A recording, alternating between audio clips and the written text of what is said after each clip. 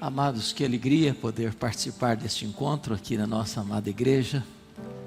E é tão bom rever todos vocês, conhecer tantos outros. E falar depois do reverendo Emerson não é fácil.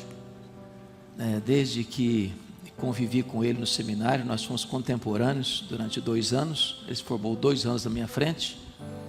E já no seminário ele demonstrava esse perfil de mestre, estudioso. E é muito bom poder ouvir uma exposição, embora não fosse uma exposição de um texto, mas de um tema de maneira tão clara, tão eloquente, tão lúcida, tão profunda. Louvado seja Deus. Hoje eu quero partilhar com você ainda sobre esse assunto, e eu quero ler com você o texto de Lucas capítulo 4, versos 16 a 30. Abra, por favor, sua Bíblia comigo. Lucas 4, versos 16 a 30.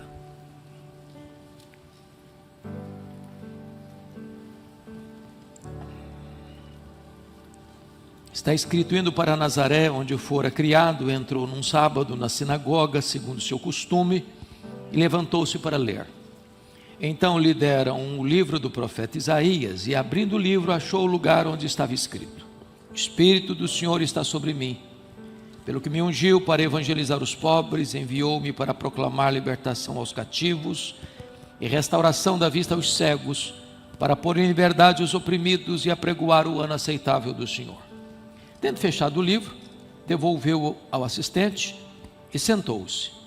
E todos na sinagoga tinham os olhos fitos nele. Então passou Jesus a dizer-lhes: hoje se cumpriu a escritura que acabais de ouvir. Todos lhe davam testemunho e se maravilhavam das palavras de graça que lhe saíam dos lábios e perguntavam: não é este o filho de José? Disse-lhes Jesus: sem dúvida citar-me-eis este provérbio: médico, cura-te a ti mesmo. Tudo o que ouvimos ter se dado em Cafarnaum, faz-o também aqui na tua terra. E prosseguiu: de fato vos afirmo que nenhum profeta é bem recebido na sua própria terra. Na verdade vos digo que muitas viúvas havia em Israel no tempo de Elias, quando o céu se fechou por 3 anos e 6 meses, reinando grande fome em toda a terra. E a nenhuma delas foi Elias enviado, senão a uma viúva de Sarepta de Sidom. Havia também muitos leprosos em Israel nos dias do profeta Eliseu, e nenhum deles foi purificado, senão Naamã o Ciro. Todos na sinagoga, ouvindo essas coisas, se encheram de ira, e levantando-se, expulsaram-no da cidade, e o levaram até o cume do monte, sobre o qual estava edificada, para de lá o precipitarem abaixo. Jesus, porém, passando por entre eles, retirou-se. Eu quero tratar sobre a centralidade do reino de Deus. Não é propriamente uma exposição desse texto, mas vou usar também esse texto. Bom, já ouvimos hoje que o reino de Deus é a mensagem central de Jesus Cristo e de seus apóstolos, a mensagem central do Novo Testamento. E a grande pergunta agora, e eu gostaria de pensar um pouco com vocês, primeiramente, o que não é então o reino, se o reino é a mensagem central de Cristo e dos apóstolos. Primeiro, o reino não é a minha igreja. Segundo, o reino não é a minha denominação. Terceiro, o reino não é a somatória de todas as denominações. O reino não é a soma de todas as igrejas em toda a terra. Em outras palavras, o reino é maior do que a igreja. Como ouvimos e lemos, o reino é o governo de Deus no coração do homem. Onde uma pessoa se submete a Cristo, aí chegou o reino. O reino é a presença do rei. Onde está o rei? Aí chegou o reino. O reino tem fases, e eu gosto muito da definição de Strong sobre o reino em 3 fases. Primeiro, o reino de poder. Com respeito ao universo, é o reino de poder, porque Deus governa todo o universo. Deus governa as galáxias, Deus governa as estrelas, Deus governa os astros, Deus governa a história, Deus governa as nações. Esta é a marca do reino de poder. Em segundo lugar, Dr. Strong diz que tem o reino de graça. E o reino de graça está ligado à igreja militante, a igreja de hoje, a igreja que somos, a igreja que Jesus estabeleceu, que Jesus legisla, que Jesus salva, que Jesus defende, que Jesus dirige, que Jesus edifica sobre a terra. Este é o reino de graça. E Dr. Strong diz que em terceiro lugar, nós temos o reino de glória. E o reino de glória tem a ver com a igreja triunfante. É a igreja que seremos, onde não terá mais a marca nem a presença do pecado. Nós já fomos salvos da condenação do pecado. Nós estamos sendo salvos do poder do pecado. E então nós seremos salvos da presença do pecado. E essa será então a igreja triunfante, a igreja gloriosa, a igreja glorificada. A igreja hoje é militante, é o reino da graça. Amanhã a igreja será triunfante, será o reino da glória. Este reino tem características e passo a descrevê-los. Primeiramente, o reino não é físico, não é geográfico, nem político. Jesus Cristo disse para Pilatos: o meu reino não é deste mundo. Portanto, o reino não está aqui, não está ali, não está acolá. Não é um limite geográfico. Não é um reino político. Nenhum partido político, nenhuma ideologia política, nenhum político em si mesmo pode representar o reino ou ser a síntese do reino. Agora, a porta de entrada desse reino é o novo nascimento. Jesus disse para Nicodemos: se você não nascer de novo, você não pode ver o reino. Se você não nascer da água e do Espírito, você não pode entrar no reino. Portanto, todos os que estão no reino são salvos. Todos que estão debaixo do governo de Cristo são súditos dele. Não há espectadores no reino. Não há plateia no reino. Não há gente de fora do reino que está misturado com o reino. Não, para entrar no reino tem que nascer de novo.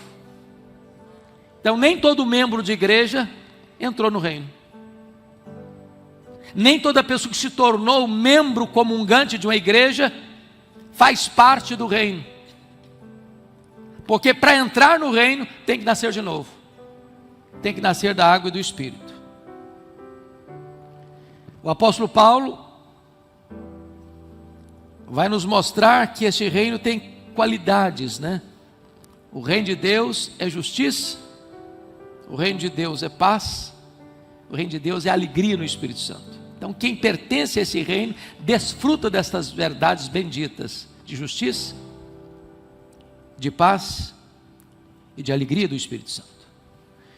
E o Senhor Jesus Cristo afirmou que o reino de Deus está dentro de nós, porque essas verdades são desfrutadas, elas procedem de uma pessoa que foi transformada. E Jesus Cristo, tratando das marcas de um súdito do reino, diz que a característica de alguém que é um súdito do reino é que ele é humilde de espírito.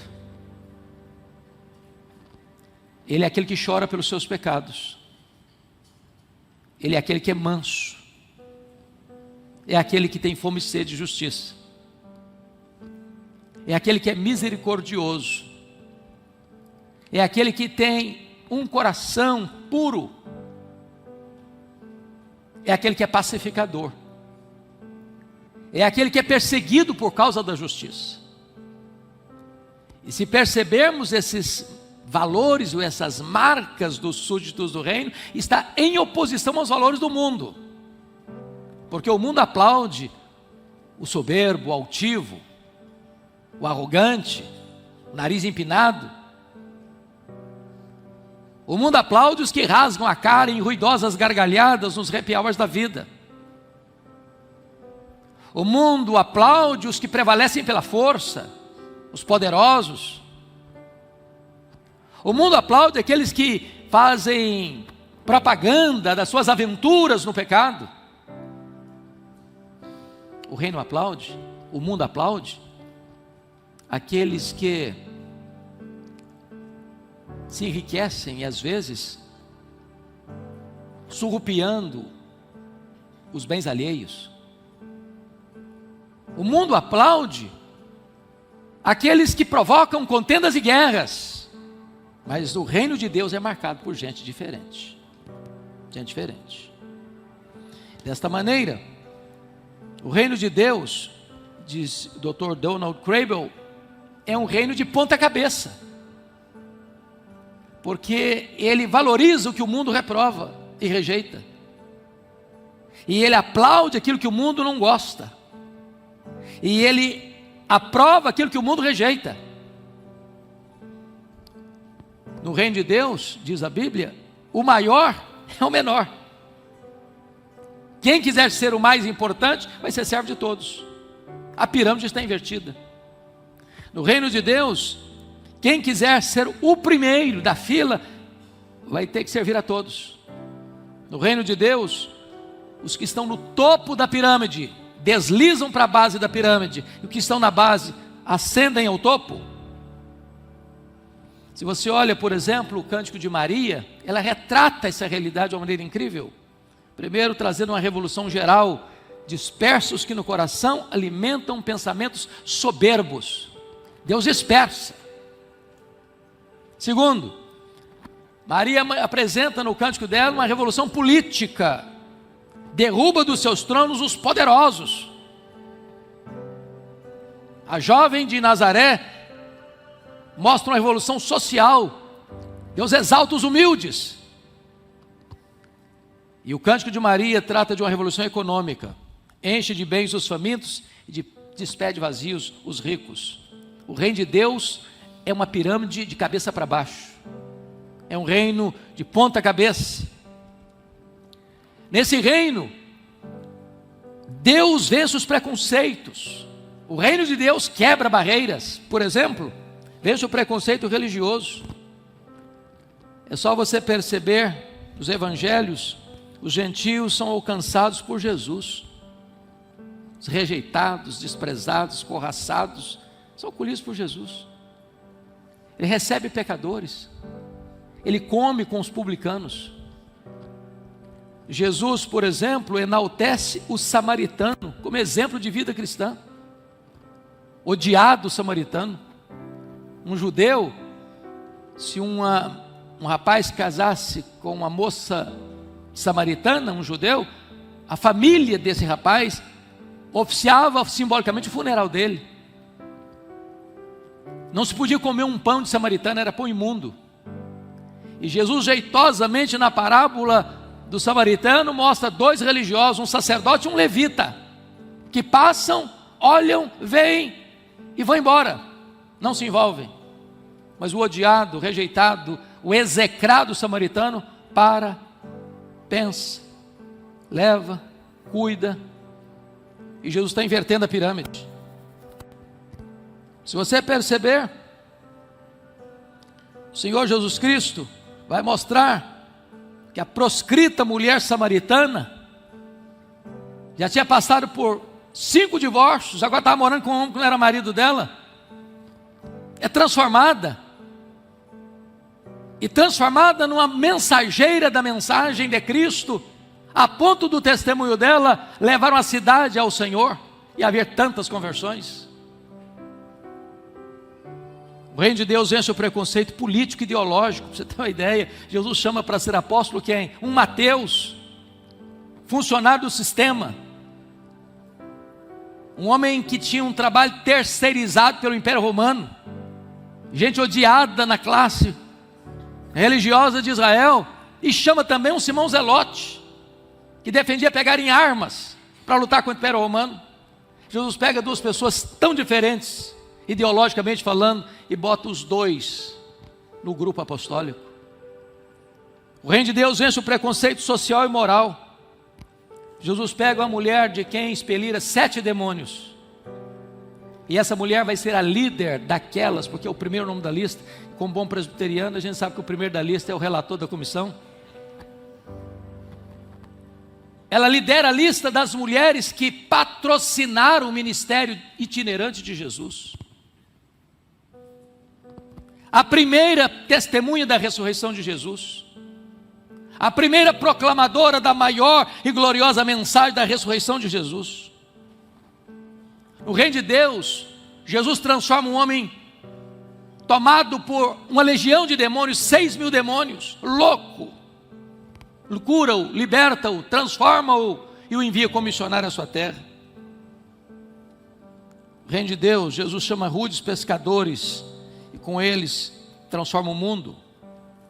No reino de Deus, Jesus pega o maior perseguidor do evangelho, Saulo de Tarso, e faz dele o maior missionário da igreja, apóstolo Paulo. Esse é o poder transformador do evangelho.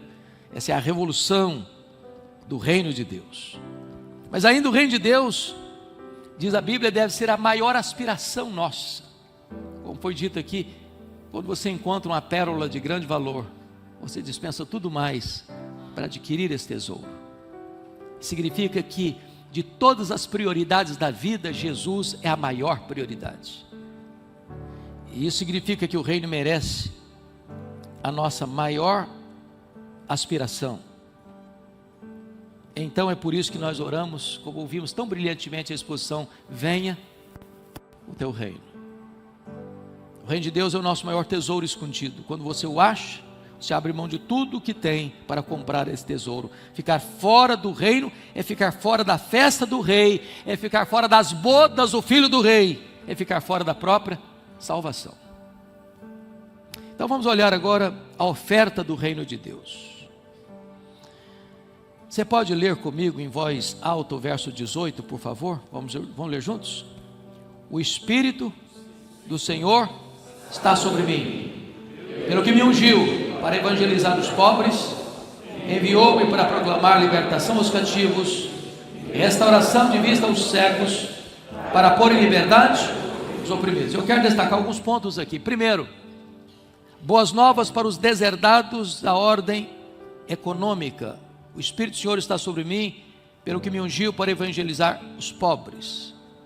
É claro que pobres pode ser tanto pobre do ponto de vista econômico, mas mormente, sobretudo, de acordo com a primeira bem-aventurança, bem-aventurados humildes de espírito. E a palavra humilde ali, na língua grega, é pobre. E na língua grega havia dois tipos de pobres.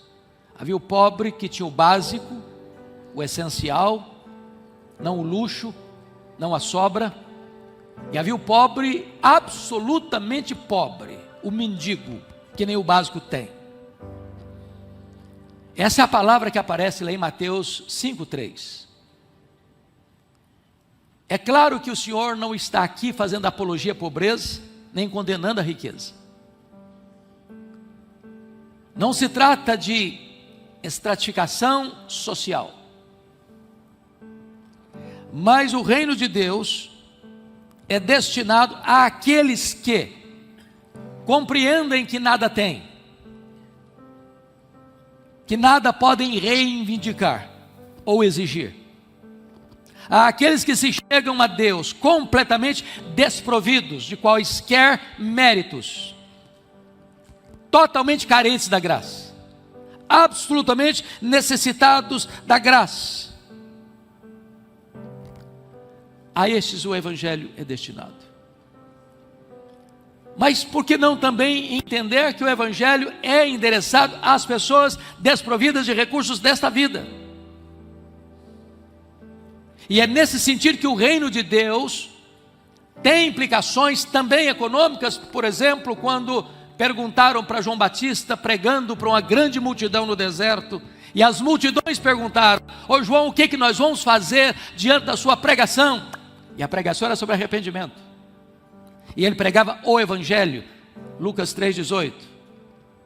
E ele diz: quem tem 2 túnicas, dê uma para quem não tem. Quem tiver comida, faça o mesmo. Então, no reino de Deus, existe sim uma mensagem para aqueles que estão à margem dos recursos desta vida, mas que carecem da maior das riquezas, a riqueza do Evangelho, da graça do Senhor Jesus Cristo. A questão de recursos ou dinheiro ou valores materiais é tão interessante, porque os gadarenos expulsaram Jesus de Gadara por causa de dinheiro, de grana. Deram mais valor aos porcos do que a Jesus. E porcos aqui não é apenas animais, porcos aqui significa cifrão, dinheiro, valores. Quantas pessoas hoje rejeitam o reino por causa do dinheiro? E se você perceber, os súditos do reino serão julgados no último dia, e quem estiver lá vai saber disso. Jesus disse: vinde benditos de meu Pai, entrai na posse do reino, que você está preparado desde a fundação do mundo. Que eu estive com fome, e me destes de comer. Eu estive com sede, e me deste de beber. Eu estive nu, e me vestiste. Eu estive doente, e fostes ver-me. Estive preso, e me visitastes. E as pessoas vão perguntar: mas quando te vimos assim? Todas as vezes que fizeste a um desses pequeninos, a mim também o fizestes. Então, no reino de Deus há espaço para aquilo que se chama aqui: o Espírito do Senhor está sobre mim, porque me ungiu para evangelizar os pobres. Segundo lugar, boas novas aos deserdados da ordem político-social. Prossiga o texto: enviou-me para proclamar libertação aos cativos. Aos cativos. E você tem dois tipos de cativos. Primeiramente, todo ser humano, não importa a sua classe social, não importa onde mora, não importa a sua condição, se ele está fora do reino, se ele ainda não nasceu de novo, ele é cativo. Efésios capítulo 2, versos 1 a 3, diz que é cativo do mundo, cativo da carne, cativo do diabo. É um tríplice cativeiro. E não há libertação política, e não há libertação ideológica, e não há libertação em plataformas humanas. A única libertação que pode ocorrer é a libertação espiritual, é o Evangelho, que quebra as algemas, rompe as cadeias e torna o homem verdadeiramente livre. Foi Jesus quem disse: se o Filho vos libertar, verdadeiramente sereis livres. Conhecereis a verdade, e a verdade vos libertará. Mas é claro que aonde o reino de Deus chega, meus irmãos, também se rompem as correntes da opressão, da opressão ideológica, por exemplo. É claro que todos nós sabemos que há correntes ideológicas que prendem as pessoas, que cativam as pessoas, que botam as pessoas em cativeiro. É por isso que recomendaria um livro que não sei se tem ainda circulando, mas talvez na internet ache, do futuro dos povos católicos. E você vai perceber que onde nações foram criadas no berço do Evangelho, a cultura da pregação do Evangelho, essas nações não se tornaram prisioneiras e prosperaram. Onde o Evangelho chega a bênção do entendimento, da compreensão, da educação, da ciência, do desenvolvimento econômico, político, social, em todas as áreas. É por isso que todas as ideologias que são totalitárias, a primeira coisa que elas tentam fazer é perseguir o Evangelho, perseguir a pregação do Evangelho, porque o Evangelho traz luz, o Evangelho esclarece, o Evangelho liberta. Agora, no reino de Deus, ser grande é servir.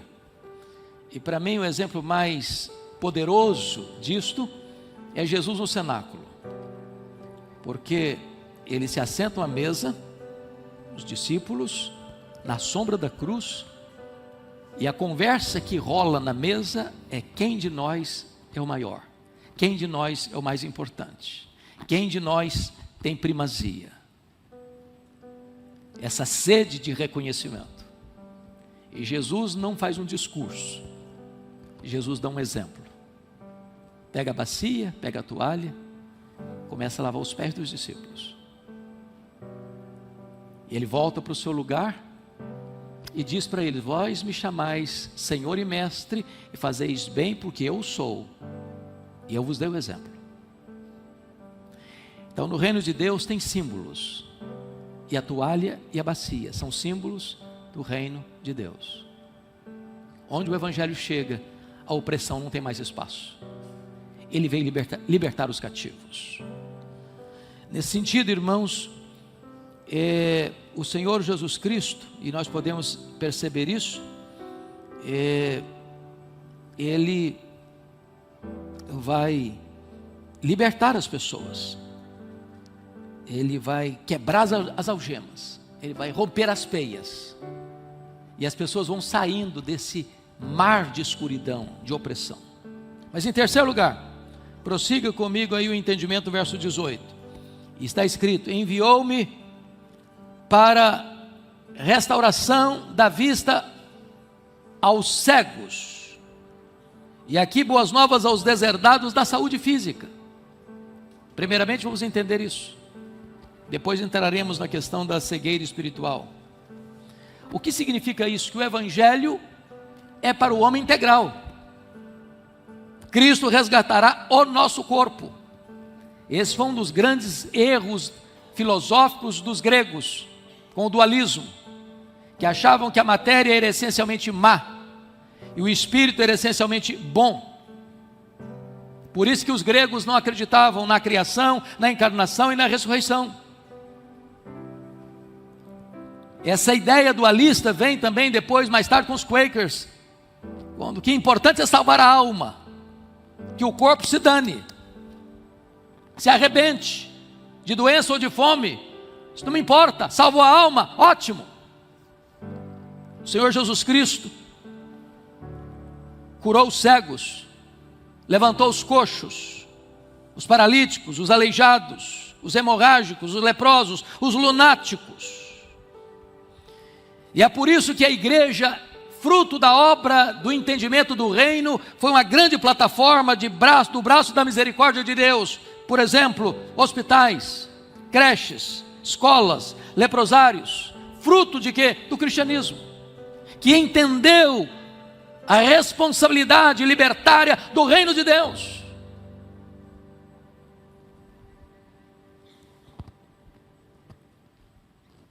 Agora é óbvio que dar vista aos cegos vai muito além da cegueira, da doença física. O apóstolo Paulo, escrevendo a sua segunda carta aos Coríntios, capítulo 4, verso 4, diz que o diabo cegou o entendimento dos incrédulos. A Bíblia diz que o reino de Satanás, ou é chamado de reino das trevas, o homem, por mais culto que seja, por mais aspergido pelo conhecimento, pela luz da ciência, se ele não está no reino, se ele não nasceu de novo, ele está num berço de trevas. E não é a ciência que vai iluminar a mente humana para as verdades espirituais, só o Evangelho de Cristo Jesus. É por isso que quando as ovelhas de Cristo ouvem a sua voz, o próprio Espírito de Deus arranca a venda dos olhos, tira o tampão dos ouvidos e muda o coração. Mas em quarto lugar, prossiga ainda no versículo 18, para pôr em liberdade os oprimidos, boas novas aos deserdados da ordem moral e espiritual. O Senhor Jesus Cristo vem para quebrar esse jugo do pecado, do vício, das mazelas, e arrancar o homem do calabouço, numa masmorra existencial. E por que não dizer, irmãos, a gravidade da escravidão que existe hoje? Por exemplo, do álcool. O Brasil é o maior consumidor de cachaça do mundo. O alcoolismo hoje é responsável por 50% das mortes passionais, dos acidentes de trânsito. Escravos do álcool. Uma nação que vê sua juventude, e não só sua juventude, mas pessoas de todas as faixas etárias, rumando para as drogas mais pesadas.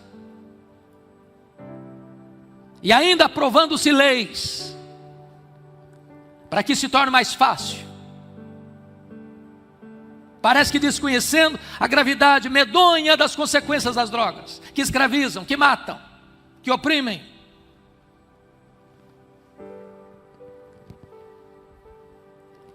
Um homem está cativo, prisioneiro. do mundo, da carne, do diabo. É só quando o reino de Deus chega uma nova vida, chega a libertação, chega a redenção, e o homem se torna então nova criatura, tudo se faz novo. As correntes caem, a libertação chega. Mas notem a dinâmica deste reino, porque o verso 19 vai dizer: e apregoava o ano aceitável do Senhor. A dinâmica desse reino, meus irmãos, é que esse reino não é imposto à força. Os reinos políticos dos impérios do passado, seja o egípcio, seja o assírio, seja o babilônico, seja o medo-persa, seja o grego, seja o romano, seja os países totalitários ainda hoje, tudo isso é feito à força da baioneta, da espada. Mas o reino de Deus não é implantado à força, não é pela guerra, não é pelas armas, não é pelo derramamento de sangue, mas é pelo Espírito Santo de Deus. Lenin disse o seguinte: os grandes problemas na vida das nações só podem ser solucionados com a força. Mas Deus diz: não por força, nem por poder, mas pelo meu Espírito, diz o Senhor dos Exércitos. É a libertação pelo constrangimento do amor.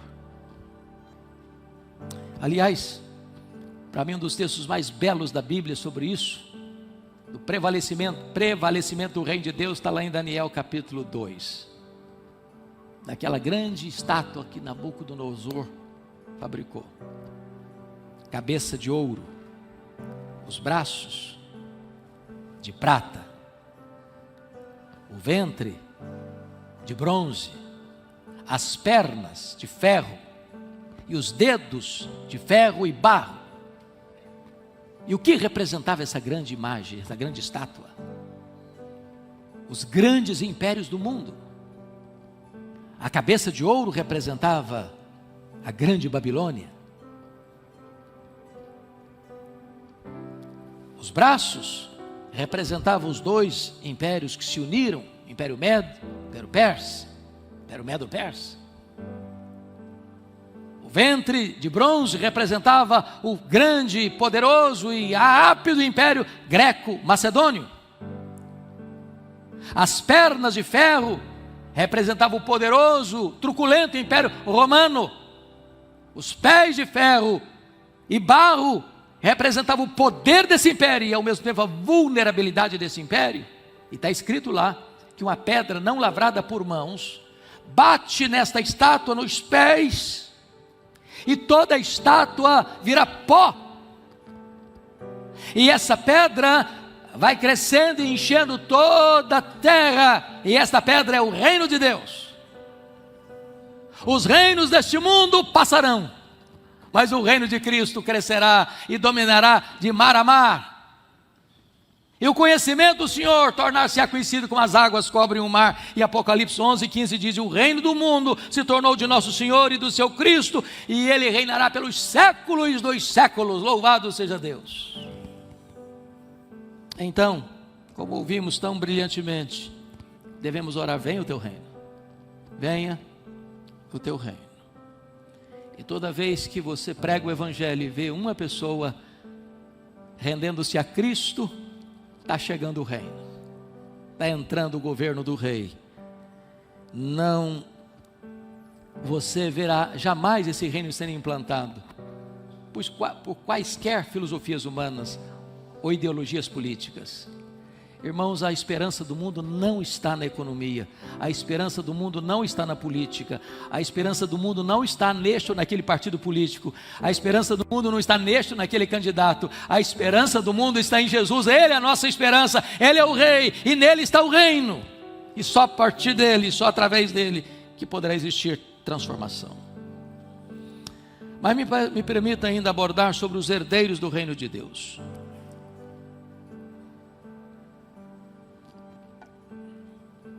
Veja comigo, versículo 20: tendo fechado o livro, devolveu ao assistente e sentou-se.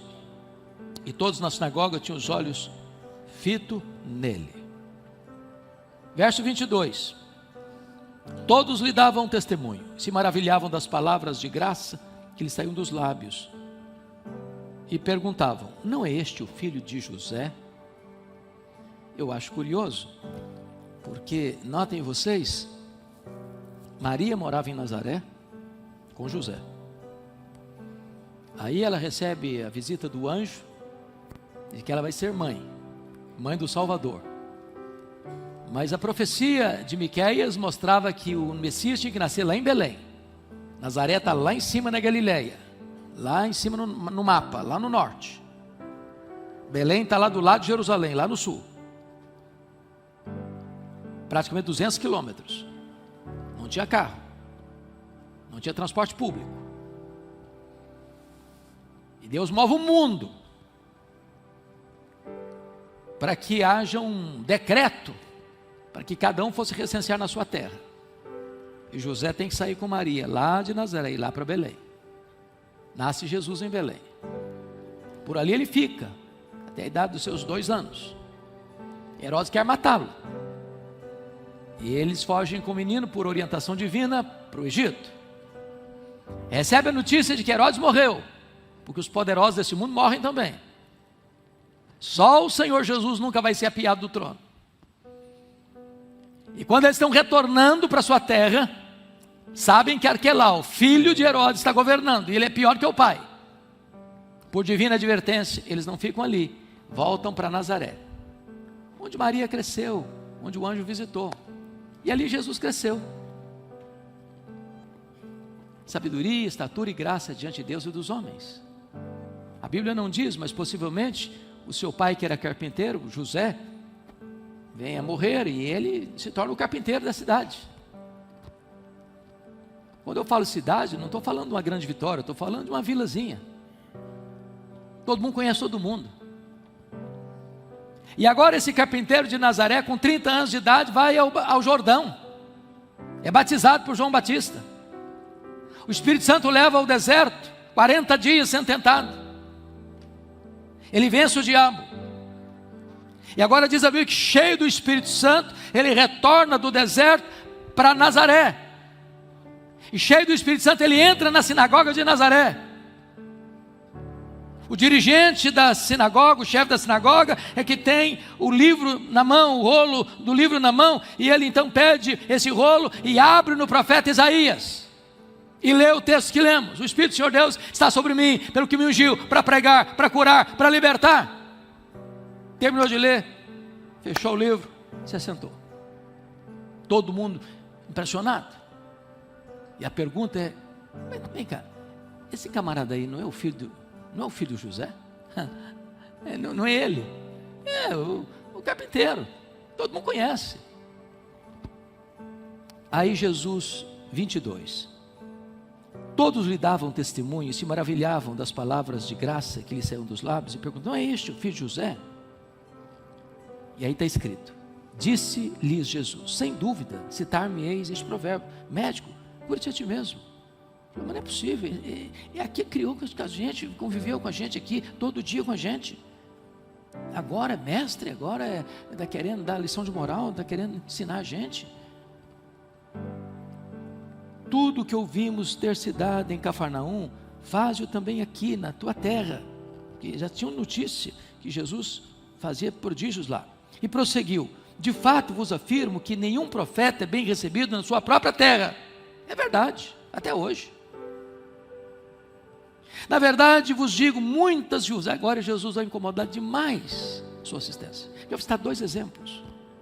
Existiam muitas viúvas em Israel, num tempo de sequidão, de fome. E o profeta Elias foi enviado a uma única viúva, e essa viúva não era israelita, ela era gentia. Tinha muitos leprosos em Israel, mas Naamã só curou um. E ele não era judeu, não era israelita, era gentio. Isso era um tapa na cara. Isso era dizer: não, mas nós somos o povo escolhido, nós somos os amados de Deus, nós somos os prediletos de Deus. Que negócio é esse? E o que é que fizeram com Jesus? Preste atenção no versículo 28. Leia comigo 28. Todos na sinagoga, ouvindo essas coisas, se encheram de ira e, levantando-se, expulsaram da cidade. Não foi da sinagoga, não, foi da cidade. E o levaram até o cume do monte, sobre o qual estava edificada, para de lá o presbitério abaixo. Bom, alguns que já foram a Israel lembram-se de uma espécie de um grande monte, onde você olha e é mesmo um grande abismo. Se jogado de lá de cima, não tem esperança de sobrevivência. Tentaram matá-lo. E está escrito, preste atenção, versículo 30, leia o 30 comigo. Jesus, porém, passando por entre eles, retirou-se. O que Jesus quis dizer é que o reino de Deus, ele rompe as barreiras étnicas, raciais, as barreiras religiosas. O reino de Deus não era apenas destinado à nação de Israel, mas ao mundo todo, às nações todas. É por isso que Elias é endereçado a uma viúva gentia e que Eliseu cura um leproso gentio. O evangelho é para os povos, para as nações.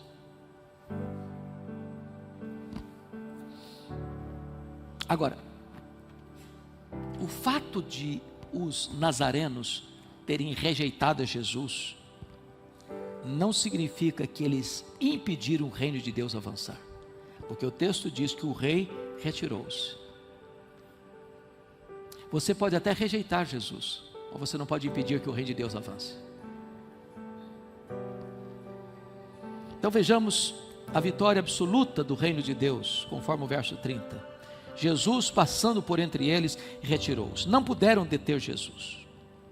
Podemos até rejeitar, detê-lo jamais. O rei avança, o reino é vitorioso.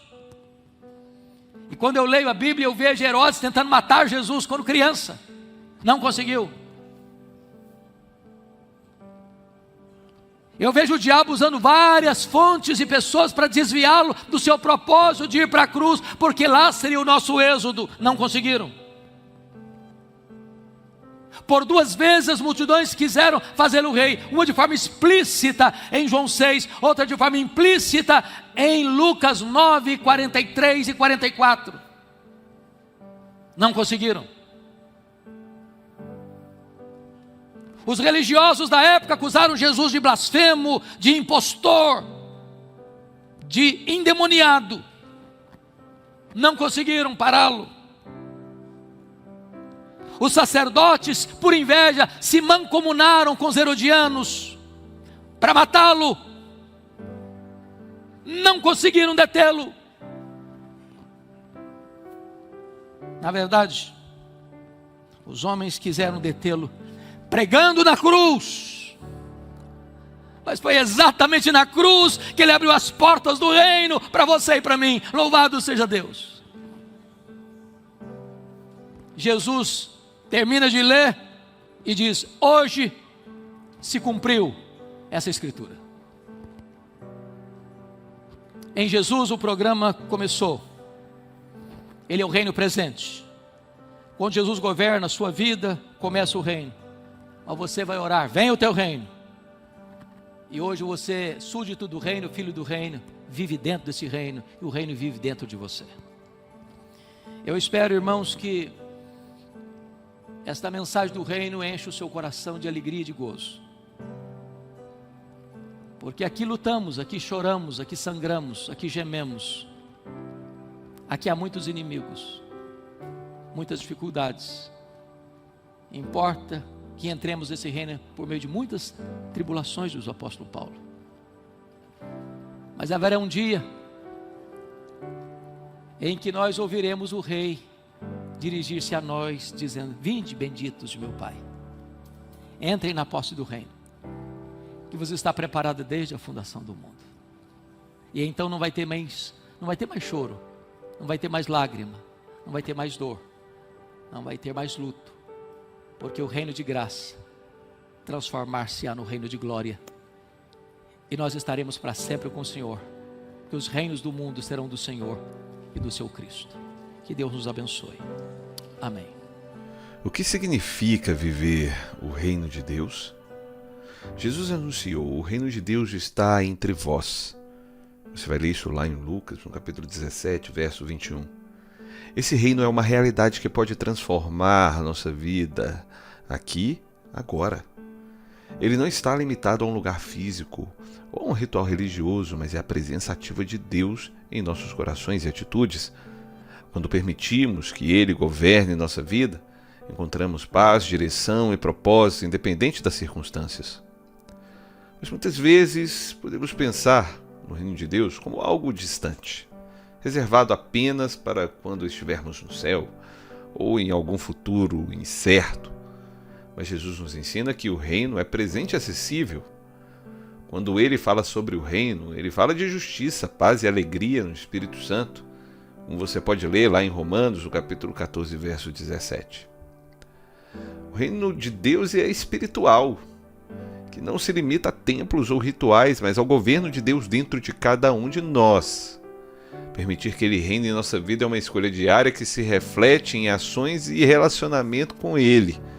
Assim o reino se torna mais evidente em nossa vida. Será que a gente tem permitido que o reino de Deus se manifeste em nossos corações, em nossas vidas, em nosso ciclo?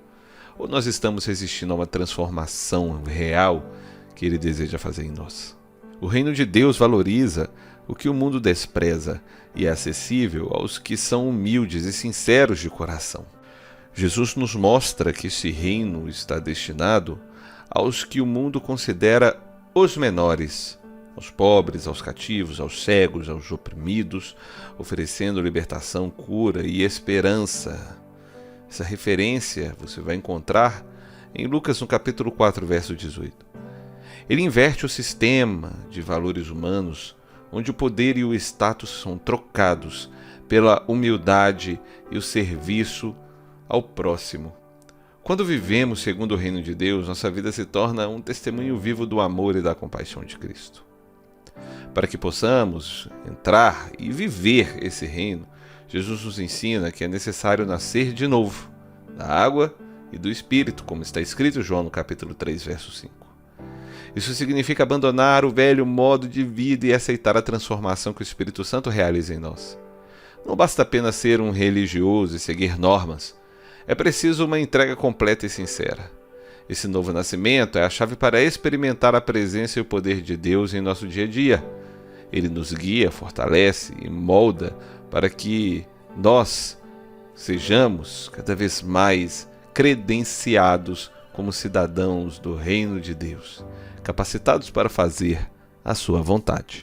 Como já dizemos anteriormente, o reino de Deus não é uma ideia distante ou uma promessa vazia, porque Ele está aqui e agora entre nós. Viver o reino de Deus é caminhar na presença de Deus, buscando a justiça, paz, o amor, a alegria que somente o Senhor consegue oferecer para nós. Que a gente possa abrir o nosso coração e partir de um ponto que permita com que Ele seja o centro de nossa vida em tudo que fizermos. Vamos juntos manifestar o reino de Deus hoje, sendo luz para este mundo e mostrando o poder transformador do amor de Deus em nossas vidas e na vida daqueles que nos cercam. Amém? E aí, o que você achou do vídeo? Diga pra gente aí nos comentários. E se você chegou até aqui e não se inscreveu ainda, aproveite, esse é o momento para se inscrever, para ativar as notificações, para que você nunca deixe de receber essas mensagens poderosas. Que Deus te abençoe muito. Até o próximo vídeo.